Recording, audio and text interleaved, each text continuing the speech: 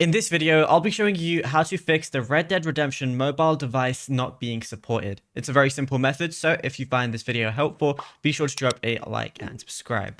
Now, you can do this whether you're on Android or iPhone, but Red Dead Redemption on mobile just got released. So if I went over to the App Store, as you can see, Red Dead Redemption Netflix is available. It's Red Dead Redemption 1, and you can go ahead and play it. As you can see, it shows iPhone and iPad. That's what it would look like on both displays, which is pretty cool. Now, I'm going to press go and get it right now, and then I'm just going to go ahead and install it. So I'm going to double click, and right now it's installing for me. I have an iPhone 17 Pro Max. However, some people are getting an error where it says your device isn't compatible with this version, which could be very annoying. So what I want to do is scroll down, and you're basically, whether you're on Google Play Store or the iOS App Store, you're going to see requirements. So I see compatibility right there, and it shows that my iPhone requires iOS 18.0 or later, and the iPad requires iPad iOS 18 or so.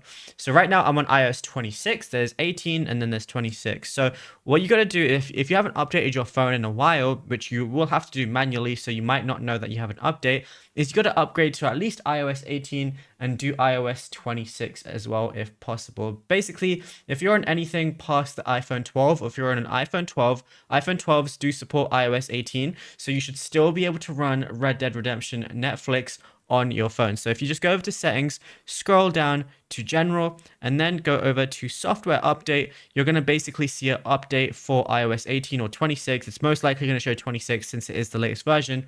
Just install the latest update on your phone, and then you'll be good to go, and you'll be able to play Red Dead Redemption Netflix on your phone. Now, you just got to do the exact same thing for your Android phone, whatever you might be using. Go ahead and check if your device supports it, and then after that, you'll be good to go. Now, if you found this video helpful, drop a like and subscribe, and check out our other videos on the channel as well.